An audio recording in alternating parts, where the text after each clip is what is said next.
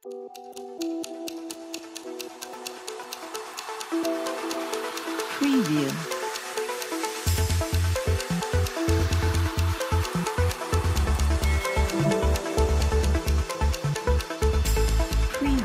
बिस्मिल्लाहिर्रहमानिर्रहीम। अस्सलामु अलैकुम वरहमतुल्लाहि वबरकातुहू। औकात टीवी में अब्दुल जब्बार अंसारी आपकी खिदमत में हाजिर है।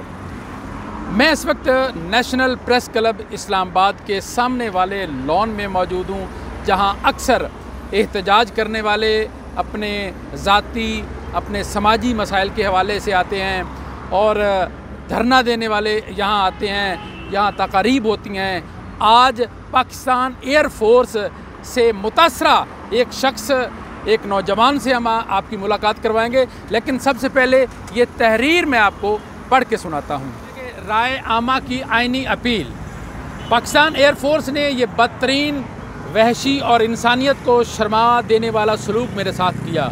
ये कौन सा मज़हब, कौन सी इंसानियत और कौन सा कानून है कि आईने पाकिस्तान का मजाक बनाकर हालत बीमारी और सर्जरी की सिक लीव में मुझे हथकड़ियाँ लगाकर 66 दिन चारपाई से बांधा गया।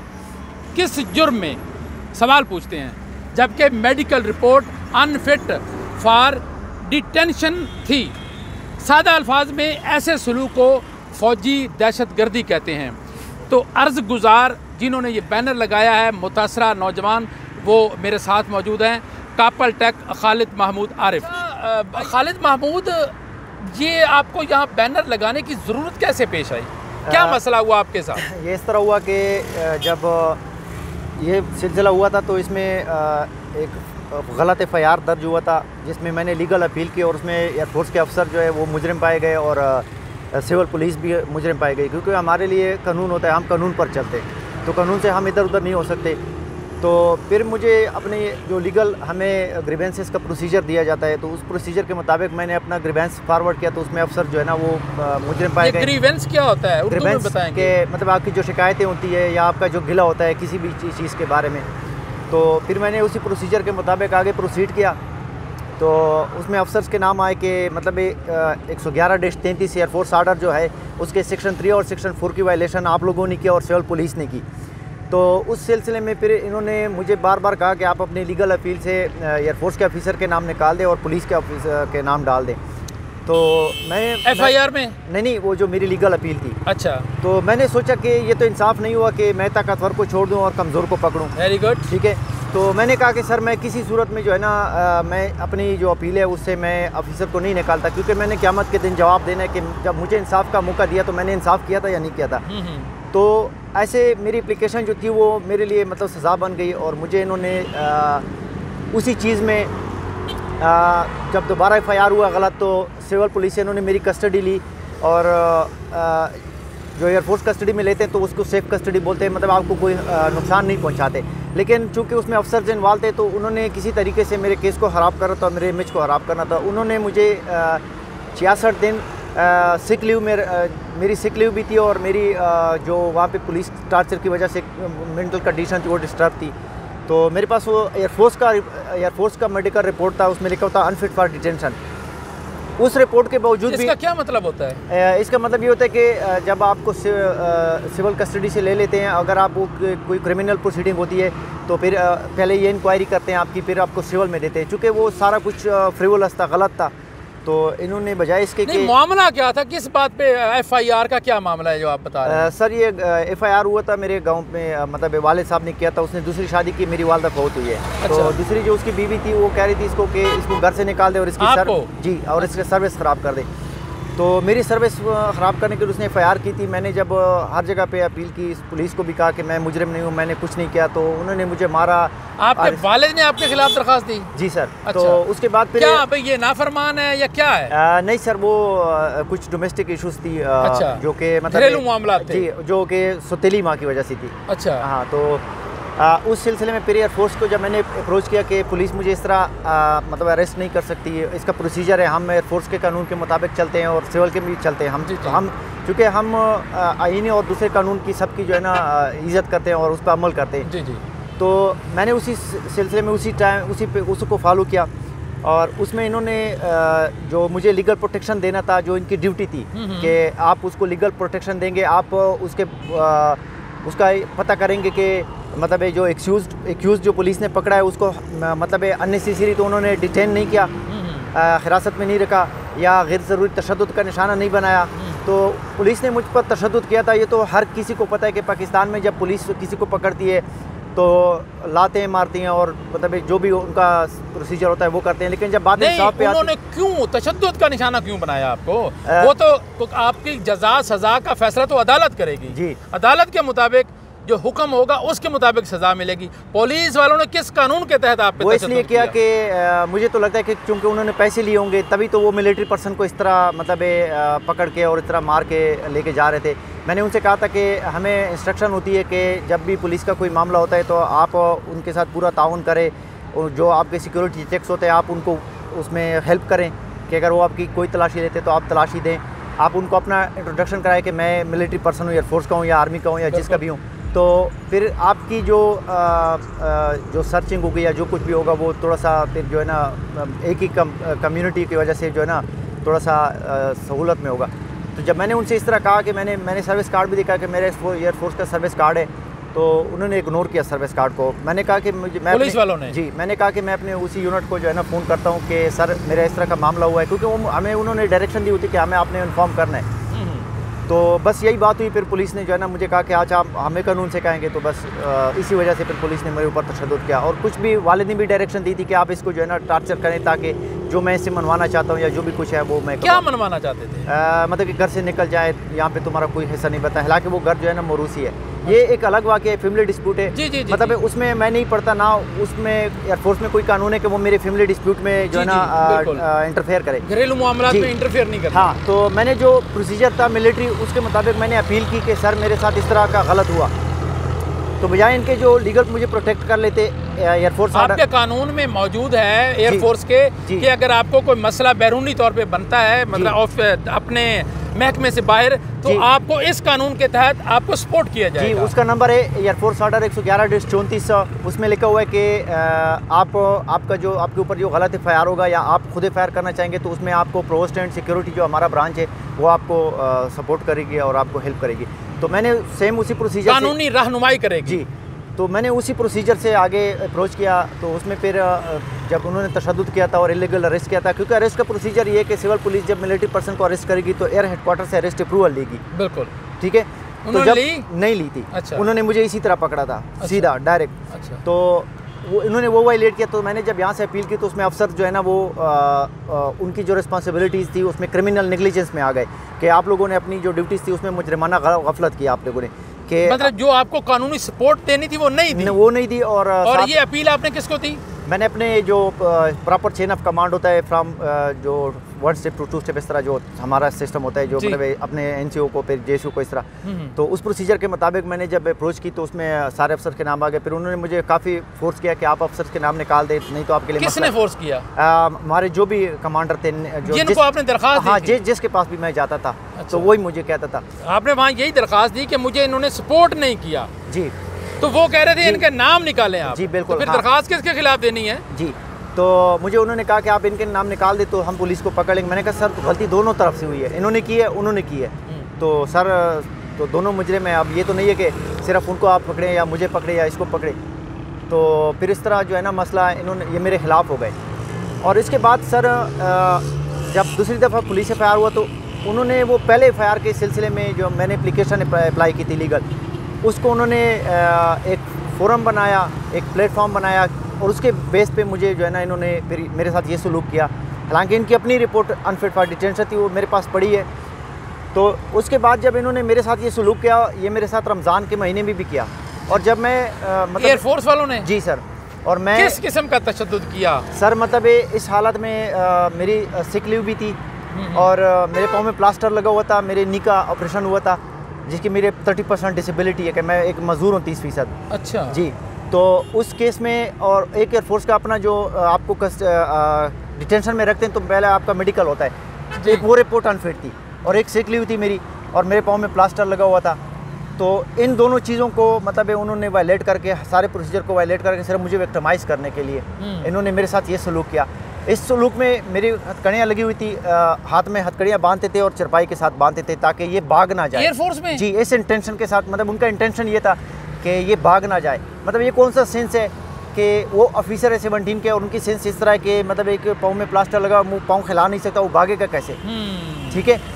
और खालिद महमूद, एक सवाल का और मुझे जवाब दें जी कि आपकी अपने वालिद से या सौतीली माँ से मतलब इख्तलाफ हुआ या जो भी था उन्होंने, लेकिन उस वजह से हो सकता है आपके वालिद ने पुलिस वालों को पैसे दिए भी इसको तशद्दुद का निशाना बनाओ, लेकिन एयरफोर्स वालों का आप पे तशद्दुद करना वो समझ से बालातर है उसकी क्या?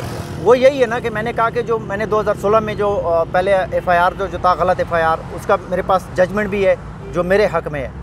तो उस केस में जब मैंने अपील की थी तो उसमें अफसर जो है ना रिस्पॉन्सिबल पाए गए कि आप लोगों ने अपनी ड्यूटी क्यों फुलफिल नहीं की। ठीक है, तो उस वजह से ये मेरे अगेंस्ट थे।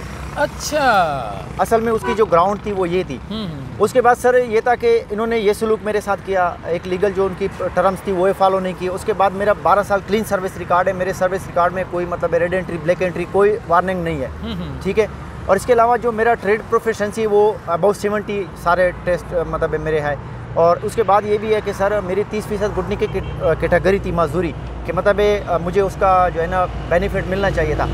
उन्होंने 12 साल सर्विस के रिकॉर्ड के बावजूद मुझे विदाउट बेनिफिट निकाला। अब उन्होंने सर मेरे ऊपर एक्सपीरियंस किया कलरेबल एक्सरसाइज का, जिसको कलरेबल एक्सरसाइज कहते हैं कि आप उस पर एक अथॉरिटी अप्लाई करते हैं, उस अथॉरिटी के मुताबिक वो गिल्टी नहीं होता। अच्छा, ठीक है, तो आप फिर उस अथॉरिटी से डाइवर्ट होकर उसके ऊपर दूसरी अथॉरिटी डालते हैं, अपील कर देते हैं आप? हाँ, नहीं, मैं नहीं करता। उन्होंने मेरे ऊपर दूसरी अथॉरिटी अप्लाई की। अब मैं उन अथॉरिटीज की पहली में वो फेल हुए। जी सर, दूसरी पे उन्होंने आगे अभी मैं उसकी सीक्वेंस आपको बताता हूँ, फिर आपको इजी हो जाएगा कि उन्होंने मेरे ऊपर करब एक्सरसाइज कैसे किया। नंबर 1 सर ये था कि सिविल पुलिस केस में मेरी कोई गलती नहीं थी। अच्छा, ठीक है, दोनों बेबुनियाद थे, दोनों FIR मेरे फेवर में निकले हैं। ठीक है, कॉन्स्टिट्यूशन मुझे फंडामेंटल राइट का हक देता है, तो वो मुझे हक उस FIR में भी नहीं मिला। उसके बाद एयरफोर्स ने भी मुझे फंडामेंटल राइट का हक नहीं दिया जो इन्होंने ये सलूक मेरे साथ किया। क्योंकि अगर इस सलूक को देखा जाए तो ये किस मज़हब में, किस इंसान में, मतलब कौन सी इंसानियत या कौन सा इदारा, जब डिसिप्लिन इदारे की ये हालत है सिविल में सर क्या होगी, जो खुद को कहते हैं कि हम डिसिप्लिन की जो है ना जी आम तासुर हमारे यहाँ यही है कि आर्मी, वो चाहे एयरफोर्स हो वो आर्मी हो, तो उसमें डिसिप्लिन सिखाया जाता है, लेकिन सर पढ़ाया जाता है, तरबियत की जाती है। लेकिन एयरफोर्स है वो खुद को ज़्यादा क्रीम समझती कि हम ज़्यादा सिविलाइज्ड है। अच्छा, तो उनकी ये सिविलाइजेशन है जो मैं मतलब अभी मजबूर हो गया हूँ कि मैं इसको पब्लिकली लेके आ रहा हूँ, क्योंकि मेरे पास और कोई रास्ता नहीं। अभी मैं सर जो उन्होंने कलरेबल एक्सरसाइज बताया था, मैं आपको वो बताता हूँ कि उन्होंने कलरेबल एक्सरसाइज किस तरह किया। उसके बाद मैं बताता हूँ कि सर मैंने कहाँ कहाँ अप्रोच की और फिर उसके बाद मैं यहाँ पे क्यों आया। जी जी, मैं आपको इस सीक्वेंस को मैं बताता हूँ। सर सबसे पहले उन्होंने मुझे इस तशद्दुद का निशाना बनाया कि मुझे एक विक्टिमाइज़ किया कि कहीं से ये कोई ऐसी गलती करे जिसकी बुनियाद पे हम इसको जो है ना सर्विस से निकालने का कोई बहाना ढूंढ ले। क्योंकि जो कानून था सारा जो भी था प्रोसीजर, सिर्फ बात वही थी। जी वही बात, हमारा नाम क्यों दिया जातियात सर, रिटेलिएशन जिसको बोलते हैं, रिटेलिएशन ग्राउंड पे। तो सर सबसे पहले मुझे इन्होंने मेरे साथ ये सलूक किया और जब इसमें वो फेल हो गए, इन्होंने सर इस तरह किया कि मुझे शो काज दिया, एयरफोर्स आर्डर 39-1 मुझे दिया। उसमें लिखा हुआ है कि इसको आप इस एयरफोर्स कानून के मुताबिक रिमूव करेंगे अगर उसकी ट्रेड प्रोफेशंसी वीक है, अगर उसका डिसिप्लिन ठीक नहीं है, या उसके कंडक्ट शीट में 6 एंट्रियाँ हैं, 6 रेड एंट्रीज़ है, या वो कोई प्रमोशनल एग्ज़ाम बार बार फेल कर रहा है, तो अब आप उसको एयरफोर्स आर्डर 39-1 के मुताबिक रिमूव कर सकते। तो शोकाज में मुझे उन्होंने कहा कि आप अपनी सफाई हमें 3 दिन में दे। मेरे पाँव में सर प्लास्टर लगा हुआ था, मैं मतलब अपनी बुरी हालत में था, इन्होंने हथकड़ियाँ भी लगाई हुई थी और मुझे एक गंदे कमरे में रखा हुआ था। ठीक है, उस हालत में मैंने अपनी डिफेंस ली कि फ़लाँ चीज़ें मेरी जो है ना एक्यूरेट है। अगर एयरफोर्स कहती है कि आपका डिसिप्लिन खराब है तो 12 साल मेरा क्लीन सर्विस रिकॉर्ड किस वजह से, अगर मेरा डिसिप्लिन खराब है। सबसे बड़ा सवाल यही है कि मेरा डिसिप्लिन अगर खराब है, उस पर आप मुझे पॉइंट आउट करते हैं, तो 12 साल मेरा क्लीन रिकॉर्ड क्यों है। उसमें जब फेल हो गए, उन्होंने मेरा उसके बाद जो एनुअल कॉन्फिडेंशियल रिपोर्ट होती है जिसमें आपकी सालाना करकर्दगी हर साल जाती है कि इसका डिसिप्लिन कैसा है, इसका ट्रेड का एग्ज़ाम कैसा है, फलान फलां, उस केस में उन्होंने निशाना बनाया, उसमें लिखा कि ये बाकी जो कुलीग्स है उनको मतलब गलत साइड पे मोटिवेट करता है, ये करता है, वो करता है।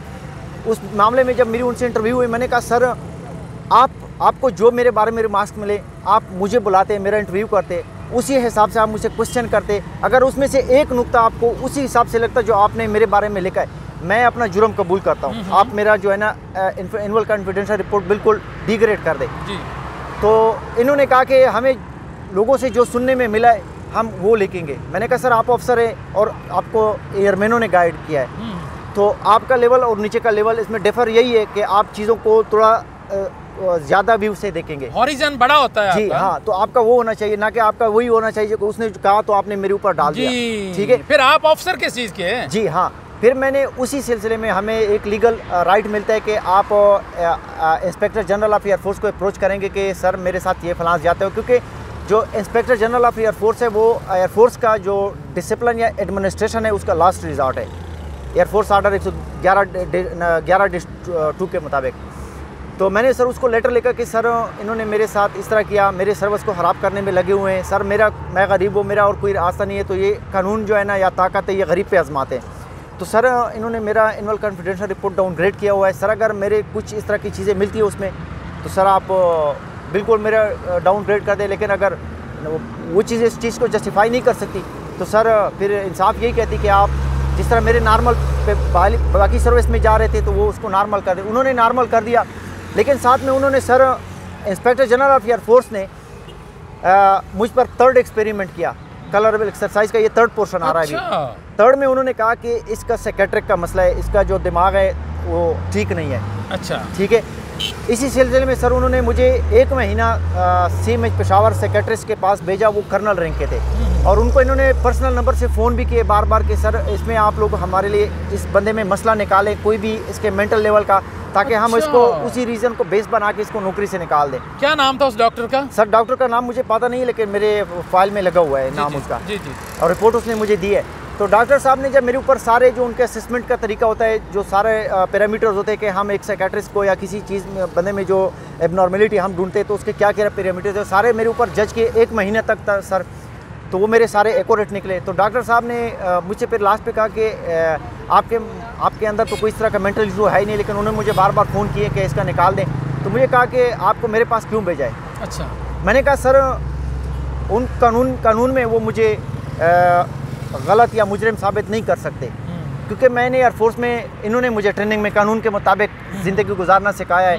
अभी उसी कानून को मैंने सीखा है, मेरे अंदर है, अब उसी कानून की सज़ा मुझे दे रहे हैं, मुझे मिल रही है, जो मैं यहाँ पे खड़ा हूँ फॉलो करने की सज़ा मुझे। जी सर, हाँ, कानून फॉलो करने, क्योंकि कॉन्स्टिट्यूशन फंडामेंटल राइट में मुझे कहता है कि आपकी डिग्निटी हर्ट नहीं होगी। सर मेरी डिग्निटी ये नज़र आ रही है। ठीक है। तो उसके बाद सर जब सेक्रेटरी ने मुझसे पूछा कि आपको मेरे पास क्यों भेजा है, मैंने कहा सर उनके पास कोई रीज़न नहीं है मुझे सर्विस से निकालने के लिए। सर रीज़न यही है कि पुलिस केस में वो गलत पाए गए, तो उन्होंने मुझे कहा कि आप हमारे नाम निकाल दे तो आपके लिए मसला खड़ा हो जाएगा। तो सर वो आपकी रिपोर्ट मेरे लिए इसलिए इस्तेमाल कर रहे हैं। तो डॉक्टर साहब ने कहा कि मैं ऐसी रिपोर्ट कोई नहीं दूंगा। मैंने कहा सर डॉक्टर मसीहा होते हैं, वो मरीज़ को सेहत देते हैं, ना कि सेहतमंद को मरीज़ बनाते हैं। तो उन्होंने कहा कि आप बिल्कुल ठीक कह रहे हैं, मैं आपको ओरिजिनल रिपोर्ट दूंगा। मैंने कहा सर आपने जो रिपोर्ट देनी है वो मुझे बाय हैंड देनी है, ऐसा ना हो कि वो फिर रिपोर्ट आप उधर दे दें, फिर वो मुझे दे कर लें। जी, वो मुझे रिपोर्ट ना दे और वो कहें कि जो इसको डॉक्टर ने लिखा था, तो फिर तो मैं तो अनजान हूँ, फिर तो मैं तो डॉक्टर के खिलाफ कंप्लेन करता। तो डॉक्टर साहब भी समझ गए, उन्होंने मुझे रिपोर्ट ओके दी, मेरे पास पड़ी है। उसके बाद जब उसमें उन्होंने मुझे गिल्टी नहीं साबित किया, उसने फिर उसके बाद 4th जो अटेम्प्ट किया मेरे ऊपर, 4th अटेम्प्ट कलरेबल एक्सरसाइज, वो इन्होंने चीफ ऑफ एयर स्टाफ की अथॉरिटी होती है कि आप chief of air staff misconduct पे किसी को किसी टाइम भी सर्विस से निकाल सकते हैं अदर देन ऑफिसर। अच्छा, ठीक है।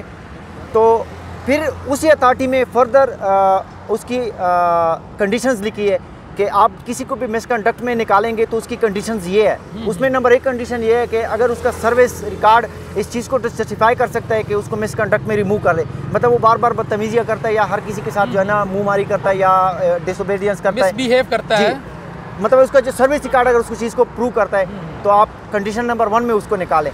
तो कंडीशन नंबर 2 ये कहती है कि अगर वो सिविल कोर्ट से कन्विक्टेड हुआ हो किसी भी केस में, तो सर सिविल कोर्ट के मेरे दोनों केस जो है ना वो कन्विक्टेड नहीं है, मैं मुजरिम किसी चीज़ में नहीं था, तो वो सारे एक्विटेड है विद ऑनर, मेरे पास पड़े उसकी जजमेंट भी। तो ये दोनों कंडीशन मेरे ऊपर फॉल नहीं हुई। तो सर मिसकंडक्ट की उन्होंने डिफिनीशन भी लिखी है वहाँ पे कि जो ह्यूमन नेचर की कॉमन जो फ्रेलिटीज़ होती है, कॉमन बर्दाश्त होती है, आपने उस चीज़ को बेस बना के उसको मिसकंडक्ट में रिमूव नहीं करना। उन्होंने उस डिफिनीशन को भी वायलेट किया, जो उसकी दोनों कंडीशन थी वो भी वायलेट की। जो चीफ ऑफ एयर स्टाफ की अथॉरिटी थी वो भी इन्होंने वायलेट की, क्योंकि चीफ ऑफ एयर स्टाफ जो है वो हमारे हेड ऑफ डिपार्टमेंट है। उसकी रिस्पॉन्सिबिलिटी का अगर उसको इस तरह की चीज़ आती है और उसकी अथॉरिटी उसमें इस्तेमाल होती है तो उसको चाहिए कि वो उस चीज़ को, उस बंदे को या उस चीज़ को बंदे को बुलाएं और उससे उस तरह का इंटरव्यू लेके आपके बारे में हमें ये कमेंट्स मिले हैं तो अभी आप क्या कहते हैं उसी तरह जज करें। तो सर वो इन्होंने वो वायलेशन भी की। उसी अथॉरिटी पे इन्होंने मुझे सर्विस से रिमूव किया, लेकिन सर्विस से रिमूव में कुछ दिन बाकी थे सर। मैंने फिर एक एयरफोर्स ने राब्ता सिस्टम बनाया हुआ है, क्योंकि एयरफोर्स को पता है कि हमारे जो अफसर है वो हार्ड कापी में नीचे बंदों को ऊपर तक नहीं आने देते, ठीक है। तो उन्होंने राब्ता सिस्टम बनाया हुआ है जो इंटरनेट के साथ कनेक्टेड है। तो मैंने सर उस पर कंप्लेन की कि सर आप मेरी इंक्वायरी करें, मेरा कोर्ट मार्शल करें, मेरा जो भी करना है आपने करें, लेकिन कानून के मुताबिक करें, ताकि मुझे कोई गिला ना हो। जो सजा बनती है मैं भुगतने को तैयार मैं तैयार हूँ सर, लेकिन कानून के मुताबिक करें। और मेरी रिमूवल की ये डेट है सर, आप सिर्फ इस तरह मेरे इतना करें कि रिमूवल डेट को थोड़ा पीछे करके इंक्वायरी कर लें, अगर मैं जो मुजरिम हूँ तो मुझे निकाल दें, ठीक है। लेकिन सर उन्होंने मेरी उस दरख्वास्त को भी डिनाई किया, वायलेट किया, इग्नोर किया। मेरे पास उस दरख्वास्त की रिकॉर्ड पड़ी, कापी पड़ी है। उसके बाद सर मैंने फिर deputy chief of air staff इस चीज़ को मतलब हैंडल करते हैं, असिस्टेंट चीफ भी हैंडल करते हैं, चीफ ऑफ एयर स्टाफ भी हैंडल करते हैं, IG एयरफोर्स भी हैंडल करते हैं।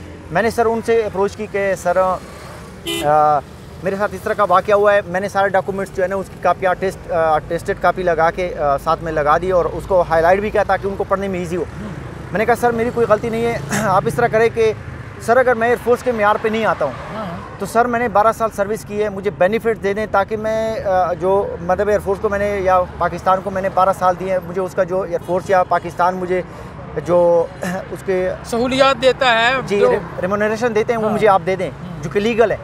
तो सर मुझे deputy chief of air staff का रिप्लाई आया, उसकी सिग्नेचर भी है, रिप्लाई भी उसका है। उसने कहा कि ना तो हम आपको रीइंस्टेट करते हैं और ना हम आपको बेनिफिट्स देते हैं। अच्छा, ठीक है। इसका क्लियर मतलब यही बनता है कि वो इस चीज़ पे अड़ गए थे कि आपने अफसरों को क्यों अपनी एप्लीकेशन से नहीं निकाला। ये इस चीज़ को क्लियरली सारे मिल गए जस्टिफाई करता है। अच्छा, हमें उन अफसरान के नाम बताएंगे कौन कौन इसमें शामिल? सर ये कंप्लीट चेन ऑफ कमांड है, क्योंकि जब हमारी रिमूवल होती है या कुछ भी होता है इस तरह का तो वो प्रॉपर थ्रू चेन जाता है। अच्छा, ठीक है सर, हम उस चेन को हम भी क्रॉस नहीं कर सकते और ये भी नहीं कर सकते।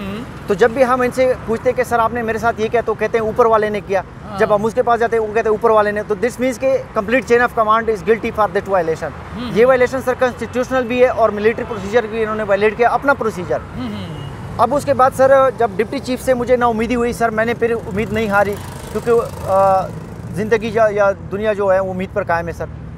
मैंने जो आर्मी चीफ है या जो भी इधर है उधर है सबको मैंने लेटर्स देके उनसे कोई जवाब नहीं आया। फिर मैंने जो joint chief of staff committee होता है चेयरपर्सन, वो पूरी मिलिट्री का डिसिप्लिन का एडमिनिस्ट्रेटिव होता है, लीडर ऑफ डिसिप्लिन एडमिनिस्ट्रेशन, ठीक है। तो मैंने सर उसको लेटर लिखा कि सर ना तो मैं दहशतगर्द हूँ, ना मैंने कोई एंटी स्टेट एक्टिविटी की है, ना मैंने कुछ किया है, मेरा क्लीन सर्विस रिकॉर्ड है सर। मेरा ये हक बनता है सर, मुझे ये हक दिया जाए या फिर मुझे रीइंस्टेट किया जाए, क्योंकि एयरफोर्स का जो कानून है वो मुझे रीइंस्टेट करने का हक देता है। 31 रूल 31-C। तो मैंने कहा सर इस कानून के मुताबिक आप मुझे रीइंस्टेट कर दे। अगर सर रीइंस्टेट नहीं करते तो सर मुझे जो बेनिफिट्स मिलते हैं वो आप मुझे दे दें, जो कि हमारा पूरे मिलिट्री का लीडर ऑफ एडमिनिस्ट्रेशन है, joint chief chairman, joint chief. जी जी। तो सर उन्होंने एयरफोर्स को लेटर लिखा कि हमारे पास ये ग्रीवेंसेस आई है, अब इस पर जो है ना हमें जो भी आप लोगों ने देना है वो दे दें। तो एयरफोर्स ने शायद उनसे फिर आपस में बातें की होगी या जो भी किया होगा, उन्होंने मुझे फिर लेटर लिखा, एयरफोर्स ने उसी लेटर का जवाब मुझे लिखा कि आपने चेयरमैन जॉइंट चीफ स्टाफ को आपने ग्रीवेंसेस आपने बताई थी कि मुझे या रीइंस्टेट किया जाए या मुझे बेनिफिट, तो हम आपकी एप्लीकेशन उस तक पहुंच गई और वो हमारे पास आ गई, हम आपको रीइंस्टेट नहीं कर सकते। तो सर वो सिंपल जो रूल होता था कि किस कानून के मुताबिक आप मुझे रीइंस्टेट नहीं कर सकते, वो कानून मुझे नहीं बताते थे, सिर्फ लिखते थे कि पॉलिसी एंड वोग, मतलब ये वोग का लफ्ज़ नंबर नहीं बताते थे। वोग के चीज़ों में लोगों को कंफ्यूज करते। लेकिन सर मैंने जो इन्होंने मुझे डिसिप्लिन जो फ्रॉम द बिगिनिंग सिखाया या इन्होंने मुझे जो कानून के मुताबिक ज़िंदगी गुजारना सिखाया, उसके मुताबिक वोग जो है ना, वोग से मुझे वो नहीं मतलब हरा सकते थे। तो मैंने फिर लेटर लिखा कि मैं दोबारा अपील करता हूँ, ये करता हूँ, वो करता हूँ। तो सर वहाँ से कोई काम नहीं बना। उसके बाद सर मेरे पास कोई रास्ता नहीं था, मैंने हाई कोर्ट पेशावर में ये अपील की कि ये सारी चीज़ें उसमें मेंशन कर दी कि क्वेश्चन ऑफ लॉ है, क्वेश्चन ऑफ फैक्ट है और क्वेश्चन ऑफ ह्यूमैनिटी है कि ये कौन सी इंसानियत है जो मेरे साथ हुई है, मैंने कौन सा जुर्म किया, मेरे सबके सामने साबित कर दिया जाए, मैं कबूल करता हूँ अपना हर जुर्म। लेकिन अगर इन्होंने किया तो फिर मुझे उसका जवाब आवाम देगी, क्योंकि ये पाकिस्तान डेमोक्रेटिक है और कॉन्स्टिट्यूशन जो है ना वो पब्लिक को सुपरियॉरिटी देता है, और जो भी हमारे इतना के एडमिनिस्ट्रेटिव डिपार्टमेंट है या जो जितने ऑफिस होल्डर है कानून में वो पब्लिक सर्वेंट है, ना कि वो पब्लिक रूलर है। बिल्कुल बिल्कुल। लेकिन उन्होंने कानून को उल्टा किया हुआ है कि वो पब्लिक रूलर बने हुए हमें जलील कर रहा है। इस तरह अगर मुझे जलील किया हुआ इस तरह जो आपके सामने नज़र आ रहा है तो किसी और की क्या कंडीशन होगी। तो सर फिर मैंने जब हाई कोर्ट में अपील किया तो सर हाई कोर्ट में जब लास्ट डेट था मुझे काफ़ी उम्मीद थी कि मैं आज मतलब जीत जाऊंगा, मैं खामोश था, हालांकि मेरे पास ये सारे सबूत थे, सबसे स्ट्रांग सबूत थे, मैं नहीं बोला। मैं समझ रहा था कि अगर मैं बोलूँगा या जज साहब बुरा मान लेंगे या कोई और इस तरह मिस भी हो जाएगा। उन्होंने सर किसी तरीके से मतलब वहाँ पे जज को या किसी चीज़ को किसी तरीके से प्रेशराइज़ करके या जो भी उन्होंने किया मेरा केस डिसमिस किया। अगर वो कहते कि हमने प्रेशराइज़ नहीं किया जज को या वकील को, तो जज अंधा था हाई कोर्ट का, उसको ये चीज़ें नज़र नहीं आई, क्योंकि जब जज बनाता है और जजमेंट वो कल अनाउंस करता है तो जज जो होता है वो सारा केस पढ़ लेता है और सारी जजमेंट पढ़ लेता है कि कल को अगर इस जजमेंट में कोई रिव्यू आएगा या कोई आगे से और पिटीशन आएगी ताकि मैं फिर जवाब दे सकूं कि ये जजमेंट मैंने किस वजह से बनाई है, तो वो जजमेंट उन्होंने पढ़ी होती है। लेकिन अगर पढ़ने के बावजूद भी उसने उसी तरह की जजमेंट बना के मेरा केस डिसमिस किया था, तो उन्होंने मेरे साथ ज्यादती की है हाई कोर्ट ने। अगर हाई कोर्ट कहते कि हमने नहीं की तो फिर एयरफोर्स ने उनको प्रेशराइज़ किया होगा कि इसको हमने रीइंस्टेट नहीं करना। अच्छा। उसके बाद सर इस तरह हुआ कि मैंने सुप्रीम कोर्ट में अपील की। अच्छा। और सुप्रीम कोर्ट मुझे ये हक देता है कि आप इन पर्सन में करते हैं या वकील के साथ करते हैं। अच्छा। तो चूँकि मैं सारे जो टर्म्स थे, सारे रेफरेंसेस थे वो मुझे ज़बानी याद है, तो मैंने खुद इसको इन पर्सन हैंडल किया। जी। फिर मैं मतलब अभी अगर आपको विदाउट बेनिफिट निकाला जाए तो सर आजकल आपको पता है कि पैसा सब कुछ है, रिश्ते सारे पैसों से बने होते। तो सर मेरी हालत आपको पता होगा कि मैं कैसे किसी से पैसे मांग के आता हूँ या लाता हूँ, या इधर आजकल कितने खर्चे होते हैं। कोई आपने स्टाम्प पेपर लिखना होता है, कुछ भी लिखना होता है, उसमें कितना खर्चा होता है, या गाड़ियों का भी होता है। तो सर इस चीज़ों के जब मैं हाई कोर्ट सुप्रीम कोर्ट में 2-3 दफ़ा आया, मैंने जब उसका तकरीबन अभी उसका साल से ऊपर टाइम हो रहा है केस का। अच्छा। सिंपल सा केस है, रीइंस्टेट कर दिया जाए या कॉन्स्टिट्यूशनल वायलेशन का इंसाफ दिया जाए, इसमें कोई मसला नहीं है। तो सुप्रीम कोर्ट को मैंने 3 एप्लीकेशंस दिए कि मुझे अर्ली हेयरिंग की दरख्वास्त दे, मैं गरीब हूँ, मुझे विदाउट बेनिफिट रिमूव किया है, मेरी 33 साल उम्र है, एयरफोर्स ने मुझे कोई डॉक्यूमेंट नहीं दिए, मुझे कोई NOC नहीं दी है, मैं कहीं पे जॉब नहीं कर सकता, मैं ओवर एज हो गया हूँ, और मेरी 30% मजदूरी भी है, मैं कोई मजदूरी भी नहीं कर सकता। घुटने की जो 30% मेरी CMH की मजदूरी है। तो सर सुप्रीम कोर्ट ने भी इस चीज़ को वायलेट किया, मेरी 3 एप्लीकेशन को उन्होंने ड्रॉप किया कि वेटिंग फॉर टर्न। अच्छा। सर जब मेरे साथ हो रहा था तो waiting for constitution, waiting for law, waiting for turn नहीं था। लेकिन जब मेरी बारी आई, इंसाफ की आई, हक की आई, तो फिर उन्होंने कहा कि वेटिंग फॉर टर्न। अच्छा। फिर सर उसके बाद मैंने एमनेस्टी इंटरनेशनल या जो फॉरेन जितने ह्यूमन राइट के इदारे, सुप्रीम कोर्ट से उन्होंने आपके खिलाफ फैसला दिया? नहीं, फैसला उन्होंने नहीं दिया सर। हाँ, क्या दिया उन्होंने मेरा जो है ना मेरे तारीख नहीं लगा रहे सर। मैं खुद इकोनॉमिकली बड़ा मतलब फाइल किया हुआ है केस को। जी, केस। तो मैं खुद इकनॉमिकली मतलब बहुत टेंशन में होता हूँ घर में, मतलब हर किसी से मेरी लड़ाई होती है अक्सर, मतलब कोई कर्जे वर्जे भी नहीं देता मुझे। तो मैंने उनसे यही बार 3 दफ़ा रिक्वेस्ट की थी कि मुझे आप लोग तारीख दे दें। तो मेरे ये मसले, मैंने साथ में मसले मेंशन किए थे, तो वो तारीख नहीं दे रहे थे। फिर जो फॉरेन कम्युनिटी के जितने इदारे हैं मैंने उनसे अपील की, उन्होंने मुझे national commission for human right का एड्रेस दिया कि आप कि पाकिस्तान में इस तरह का इदारा है, आप उसको अप्रोच करें। तो सर पे जब मैं national commission for human right को अप्रोच कर रहा था तो मैंने उनका एक्ट पढ़ा जो 2012 में उन्होंने पास किया था, और उसमें जो भी कुछ था वो मैंने सारा पढ़ा, तभी मैंने उनको अप्रोच किया।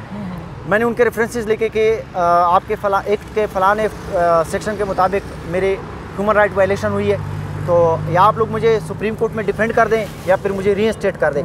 और उस अथॉरिटी के मुताबिक उनकी इम्पार्शियलिटी इतनी है कि वो आपको रीइंस्टेट कर सकते हैं। अच्छा। National commission for human right. अच्छा। तो उस लेटर के मुताबिक उन्होंने मुझे कहा कि आपने हमें सर्विस रीइंस्टेट का लिखा है, तो ये सर्विस मैटर है, तो इसमें हम कुछ नहीं कर सकते, आप प्रोसीजर को फॉलो कर। प्रोसीजर को मैंने फॉलो किया, उसके सारे मेरे पास सबूत है। अच्छा। तो यहाँ पे प्रोसीजर क्या कहते हैं, प्रोसीजर को फॉलो किया, वो कहते हैं उधर, वो कहते हैं उधर।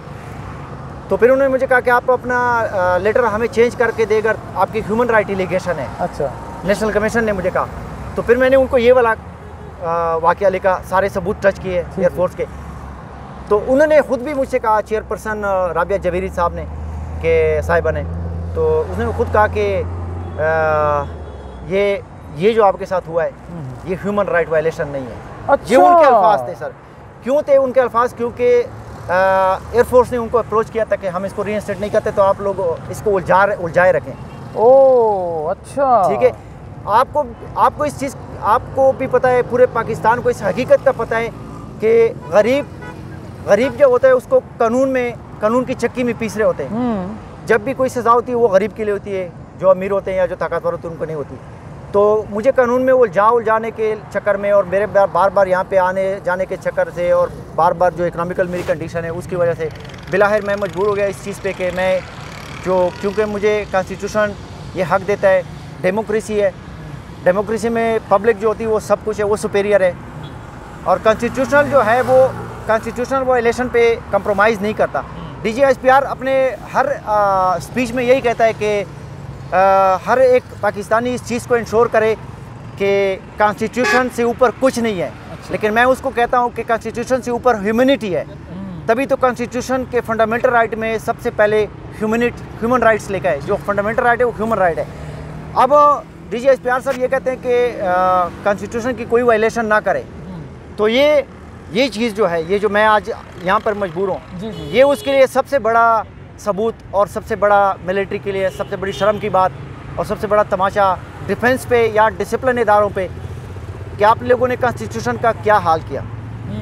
जब डिसिप्लिन इदारों में कानून की ये हालत है जो आपको नज़र आ रही है, या जो मेरे पास सारे सबूत है, या जो सारे हर जगह पे गवाह है, उससे साफ पता चलता है कि अगर डिफेंस में ये कानून की ये हालत है तो सिविल का कोई भी बंदा कानून और इंसाफ का सोचे भी ना।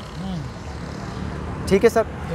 और दूसरी जो लास्ट बात मैं अभी बताने वाला हूँ वो ये है कि जब सर्विस से किसी को भी रिमूव करते हैं जबरी, उसका कोर्ट मार्शल करते हैं। मेरा कोर्ट मार्शल ये नहीं कर रहे थे क्योंकि कोर्ट मार्शल में सारे ऑफिसर कोर्ट मार्शल होते हैं। अच्छा। कोर्ट मार्शल GHQ से होता है। अच्छा। तो फिर वो उनके बस में नहीं होता था। अच्छा। तभी उन्होंने कोर्ट मार्शल मेरा नहीं किया, डायरेक्टली इसी तरह, मतलब जो अपने अभी मैं आपको बताया कि कलर विल एक्सरसाइज किया मैंने, फलां अपील की, सारे डिनाई हो गए। अभी मेरे पास यही सिर्फ अपील है जो मैं भी यहाँ पे करने आया हूँ। तो उन्होंने कोर्ट मार्शल भी नहीं किया। उसके बाद ये भी है कि जब ये सर्विस से आपको रिमूव करते हैं तो सर्विस कार्ड जमा कर लेते हैं। सर्विस कार्ड सर मेरे पास मौजूद है। अच्छा। अब ये सर्विस कार्ड जब मेरे पास मौजूद है, अब ये मेरी काबिलियत है। सर्विस कार्ड नहीं लिया, सर्विस कार्ड वो ले ही नहीं सके, उनको पता ही नहीं था कानून का। ये उनकी इतनी नालायकी है सर। उखलाहट में थे ना, उखलाहट में थे, उनके पास पूरे मतलब लवाजमात पूरे नहीं किए, लवाजमात किसी चीज़ को उन्होंने पूरा नहीं किया। और सर दूसरी बात ये होती है कि जब क्लियरेंस किसी की होती है तो वो खुद करता है, लेकिन मेरे केस में इन्होंने सारी क्लियरेंस खुद करवाई थी, सिर्फ सर्विस कार्ड की क्लियरेंस उन्होंने नहीं की थी। और सर्विस कार्ड मैं अपने तरीके से वहाँ से निकाल लाया। मैं किस लिए निकाल लाया? क्योंकि मैं जानता था कि हाई कोर्ट में या सुप्रीम कोर्ट में फिर यही रीज़न बनाएंगे कि इसने विलिंगली हमें डिस्चार्ज दिया हुआ है। तो ये मेरे पास सबूत है कि मैंने विलिंगली नहीं दिया, मेरे पास फोर्सफुली इन्होंने किया है, फोर्सफुली इन्होंने कॉन्स्टिट्यूशन को वायलेट किया है, अपने उसूलों को वायलेट किया है, ह्यूमैनिटी को वायलेट किया, हर चीज़ को चैलेंज किया है। क्योंकि ये कहते हैं कि हम ही सब कुछ है। अगर ये कहते हैं कि हम ही सब कुछ है तो अभी तक भी डेमोक्रेसी है। हर कोई कहता है कि आवाम है, तो आवाम निकले। अगर आवाम आज नहीं निकलती तो कभी ना निकले। खालिद महमूद, हमने आपकी सारी स्टोरी सुनी। जी सर। बड़ी दर्दनाक स्टोरी और अफसोसनाक स्टोरी है। जी सर। अब आप किस से अपील करेंगे हमारे चैनल के थ्रू कि आपको बहाल किया जाए? सर मैं दो बंदों से अपील करता हूँ। मैं तो अभी जो नए हमारे आर्मी चीफ है उसकी भी अथॉरिटी है, क्योंकि चीफ जो अथॉरिटी रिमूव करती है उसके बराबर कोई भी अथॉरिटी मुझे रीइंस्टेट कर सकती है, वो सिविल गवर्नमेंट का हो या वो मिलिट्री गवर्नमेंट का हो। लेकिन मिलिट्री गवर्नमेंट चूँकि हम मिलिट्री है तो मिलिट्री ज़्यादा फेवर में होता है। तो जो army chief of army staff है वो भी कर सकते हैं, DGISPR भी कर सकते हैं, जो जॉइंट चीफ ऑफ चेयरमैन जो अपने अभी नए बने वो भी कर सकते हैं। अगर वो मेरे ऊपर मेहरबानी करते हैं, मुझे रीइंस्टेट करते हैं, मेरे साथ जो कुछ हुआ है सर, मैं इसके बारे में कोई कंप्लेन नहीं लिखूँगा, क्योंकि मुझे ये चीज़ समझ में आ गई कि सज़ा मुझे भुगतनी होगी, हर चीज़ मुझे भुगतनी होगी। सच बोलने की सज़ा और कलमा हक अदा करने। जी सर। और सर मेरी आप इसको करेज भी बोल सकते हैं कि मैं हर फोरम पे सच का साथ दे रहा हूँ। ये बात सच है कि सच की जीत होती है बहुत देर से, लेकिन होती है। बातिल चला गया, इन्नल बातिला कान ज़हूक़ा, जी सर, बातिल को तो जाना ही है। और सर दूसरी बात यह है कि अगर वो फिर कहते हैं कि नहीं हम सुप्रीम कोर्ट में इसकी तारीख निकालते हैं क्योंकि इसकी इकोनॉमिकल डिफ़िकल्टीज़ है, अगर वो तारीख निकालते हैं तो सर वो फिर कॉन्स्टिट्यूशन के आइन मुताबिक चलेंगे, फिर मैं कॉन्स्टिट्यूशन से पीछे नहीं हटूँगा, फिर मुझे मेरे साथ जो कुछ हुआ है मुझे उसका पूरा जो है ना कॉन्स्टिट्यूशन जवाब दिया जाएगा, जो कि आर्टिकल 6 है, और कंप्लीट चेन ऑफ कमांड को सर्वे से मेरी तरह रिमूव किया जाएगा विदाउट बेनिफिट। ये इंसाफ है। अगर वो कहते हैं कि हम इस तरह नहीं कर सकते तो सर फिर कोई भी अथॉरिटी मुझे रीइंस्टेट कर सकती है, चीफ़ के बराबर या चीफ़ या कोई भी अभी मेरे साथ याशाई करना सकता है, वो कर सकता है। जब तक मुझे वो इसका जवाब नहीं देते या मुझे रीइंस्टेट नहीं कर सकते या फिर मुझे इस जुल्म का जवाब नहीं देते। जी, खालिद महमूद आरिफ हमारे साथ मौजूद थे और अपने डिटेल से उन्होंने तफसील के साथ अपने मसाइल हमें बताए। तो अब इनकी नज़रें चीफ पे हैं और chairman joint chief of staff committee उन पे हैं कि वो मुझे बहाल करवा सकते हैं, क्योंकि इन्होंने कानूनी तकाजे पूरे किए सारे, सुप्रीम कोर्ट तक गए, वहाँ भी जो है वो इनके जो एयरफोर्स के जो अफसरान थे वो वहाँ तक भी उन्होंने अप्रोच किया और इनके केस को दबा दिया गया, इनको इंसाफ तक नहीं मिला। हम जो मुतलका इदारे हैं उन्हें अपील करते हैं हम भी कि ये पाकिस्तानी शहरी है, इसको इसका हक मिलना चाहिए, और यही आप कॉन्फिडेंस सिखाते हैं और उसी कॉन्फिडेंस का इन्होंने अप्लाई किया और उसको उनकी सज़ा ये मिली कि इनको नौकरी से फारिग कर दिया गया। अब्दुल जब्बार अंसारी को नेशनल प्रेस क्लब इस्लामाबाद से इजाज़त दीजिए। अल्लाह हाफिज़।